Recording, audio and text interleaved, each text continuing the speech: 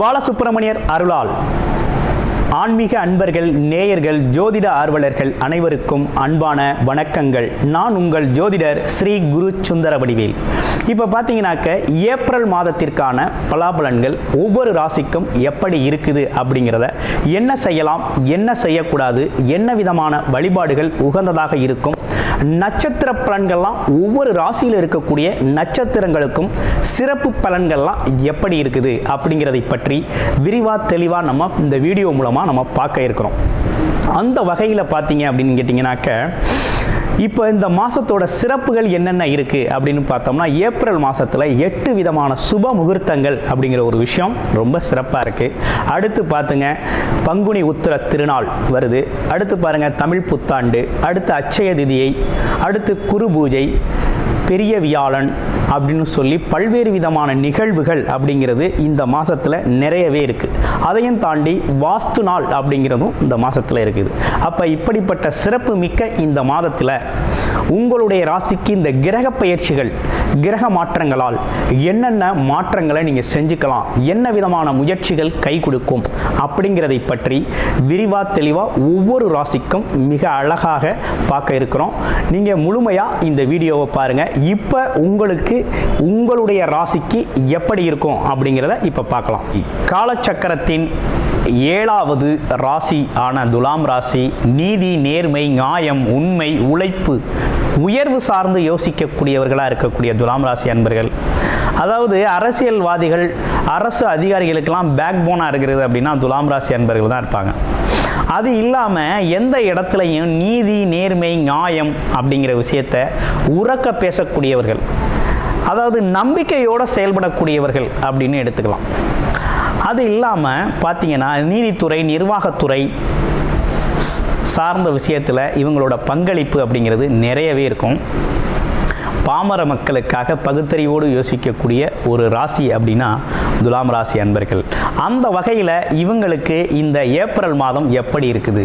ராசிநாதன் 2 மடங்கு பலத்தோட, 200% பலத்தோட, உச்ச பலத்தோட 6ஆம் இடத்துல போய் அமர்ந்துட்டார். இங்கே விஷயம் என்னன்னா, ஸோ உங்களை நீங்கள் எல்லாத்தையும் சமாளிக்கக்கூடிய வகையில், உங்களோட திறமைகளை வெளிப்படுத்தக்கூடிய வகையில், உங்களோட முழு திறமையும் வெளிப்படுத்தக்கூடிய வகையில் உச்ச பலத்தோடு இருந்து 6ஆம் இடத்துல போய் அமர்ந்ததுனால என்னன்னா, உடல் ஆரோக்கியத்தில் கவனம் எடுத்துக்கணும் ஃபஸ்ட்டு. 2வது பணம் சார்ந்த விஷயத்தில் கவனம் எடுத்துக்கணுங்க. ஏன்னா அதிகப்படியான கடன் வாங்குறது சம்மந்தப்பட்ட விஷயத்தில் கொஞ்சம் கவனம் எடுத்துக்கங்க. மற்றபடி வேலையெல்லாம் எப்படி இருக்குது அப்படின்னா, உங்கள் திறமையை நிரூபிச்சிங்க அப்படின்னா உங்களுக்கு சிறப்பு, உங்களுக்கு பதவி உயர்வுலாம் அட்டகாசமாக கிடைக்குமுங்க. பயப்பட வேண்டாம்.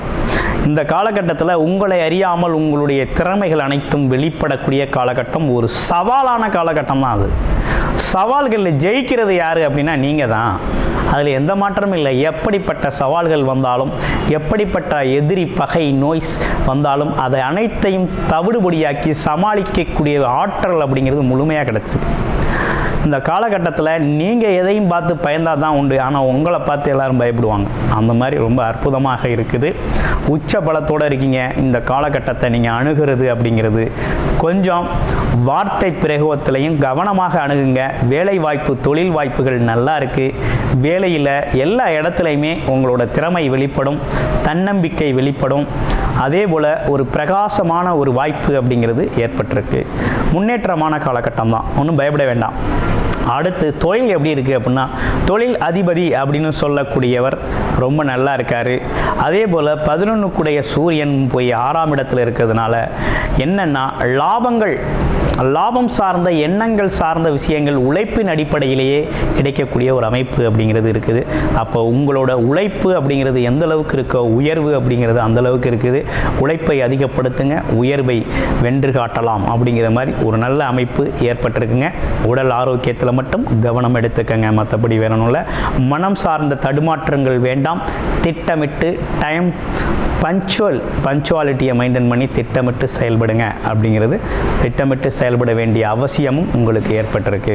அது மட்டும் இல்லாமல் அப்பா சார்ந்த உறவுகள் சம்பந்தப்பட்ட விஷயத்துலலாம் கொஞ்சம் கவனமாக இருங்க. கொஞ்சம் அவசரப்பட வேண்டாம். அதீத கோபம் அப்படிங்கிறத இருந்தால் குறைச்சிக்கணும் அப்படிங்கிற மாதிரி இருக்குது. அடுத்து சனி பகவான் பார்த்தீங்கன்னா இவ்வளவு நாளாக 5ல் இருந்தார், இப்போ 6ஆம் இடத்துல போயிட்டார். சனி அதாவது 4, 5 கூடையவர் சனி உங்களுக்கு. அவர் போய் 6ஆம் இடத்துல, அவர் பாக்யாதிபதி போய் 6ஆம் இடத்துல மறைகிறார், அதுவும் சனி பகவான். அப்போ என்னன்னா 6ஆம் இடத்துல அதுவும் கெட்ட கிரகம்னு எடுத்தோம்னா 6ஆம் இடத்துல மறைகிறது நல்லது. ஆனால் பாக்யாதிபதி அப்படின்னு சொல்கிறது 6ஆம் இடத்துல மறைகிறது கொஞ்சம் மாற்றமாக இருக்குது இல்லையா?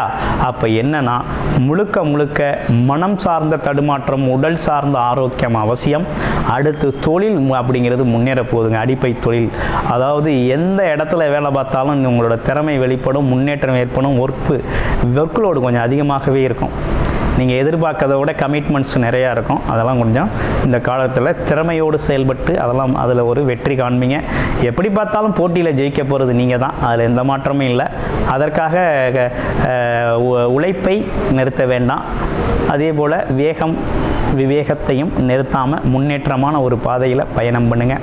அடுத்து பார்த்தீங்கன்னா குடும்ப உறவுகள்லாம் எப்படி இருக்குது அப்படின்னு கேட்டிங்க அப்படின்னா, குடும்ப உறவுகள் அப்படிங்கிறது நல்லா தான் இருக்குது.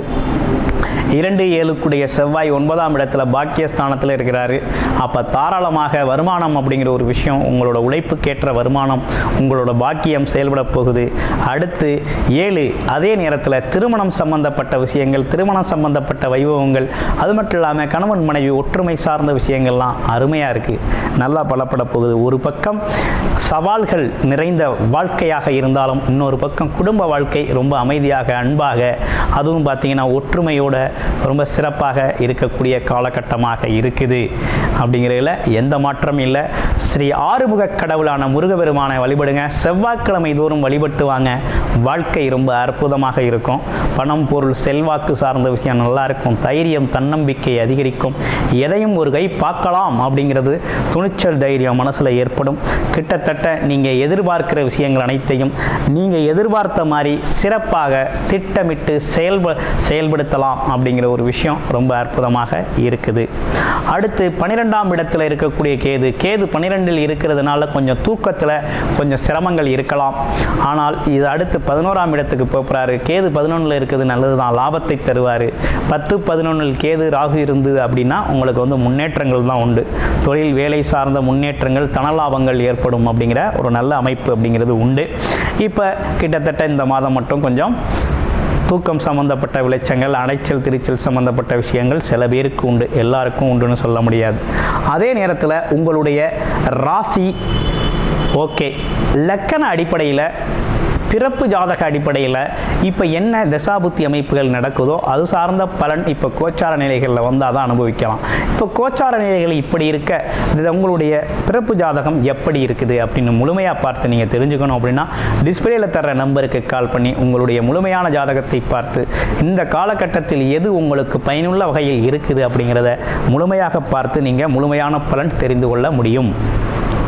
அடுத்து பார்த்தீங்க அப்படின்னா உங்கள் ராசிக்கு 4, 6 குரு எங்கே இருக்கிறார் அப்படின்னா 8ஆம் இடத்துல இருக்கார். குரு சுக்கிரன் பரிவர்த்தனை, ராசியும் குருவும் பரிவர்த்தனை ஏற்படுத்துகிறாங்க. அதுவும் 6, 8 பரிவர்த்தனை அப்படிங்கிறது எப்படி இருக்குது அப்படின்னு கேட்டிங்கன்னா கிட்டத்தட்ட ஒரு வகையில் அதிர்ஷ்டமாக தான் இருக்குது. இடமாற்றம், ஊர் மாற்றம் அப்படிங்கிற ஒரு விஷயம் வேலை சார்ந்த விஷயத்தில் ஏற்பட இருக்குது. அதனால் ஒரு முன்னேற்றம் தான் இருக்குது, தடை இல்லை. அப்போ மறைவு ஸ்தான அதிபதிகள் பரிமாற்றம் செய்கிறதுனாலையும் அதே நேரத்தில் அவங்களுக்குள்ளே இருக்கக்கூடிய உச்சபல பரிமாற்றம் அப்படிங்கிறது ஏதோ ஒரு வகையில் பணம் பெருள் அப்படிங்கிற ஒரு விஷயம், சுக்கிரன் குரு அப்படிங்கிறது குருச்சுக்கிரன் அப்படிங்கிறது குருச்சுக்கிர யோகம்னு சொல்லுவாங்க. அந்த வகையில் பணம் சார்ந்த அதிர்ஷ்டம், பணம் சார்ந்த முன்னேற்றம் அப்படிங்கிறது ஏற்படும். இதிலெல்லாம் முன்னேற்றம் கிடைக்கணும் அப்படின்னா சுயஜாதகம் நல்லா இருக்கணுங்க.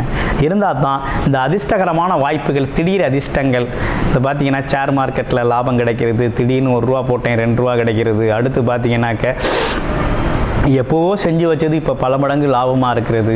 ஆமாம், ஏற்கனவே கொடுத்த பணம் வராதுன்னு நினச்ச பணம் திடீர்னு வந்து அசத்துறது, இப்படின்னு பல்வேறு விஷயங்கள் நடக்கக்கூடிய காலகட்டமாக இந்த காலகட்டம் உங்களுக்கு அமைஞ்சிருக்குது. அடுத்து வேற என்ன சிறப்புகள் இருக்குது அப்படின்னா, அவரோட பார்வை அப்படிங்கிறது 2ஆம் இடத்துல விழுகிறதுனாலையும், அப்போ என்னன்னு கேட்டிங்கன்னா, குடும்பம் சார்ந்த மகிழ்ச்சி, குடும்பம் சார்ந்த முன்னேற்றம், பணம் சார்ந்த வருமானம் சார்ந்த எண்ண ஓட்டம் அப்படிங்கிறது தொடர்ச்சியாக நம்மக்கிட்ட இருந்துக்கிட்டு இருக்கும். அதற்கான முயற்சிகள் சிறப்பானதொரு பலனை தரும். நன்றி, வணக்கம், வாழ்த்துக்கள்.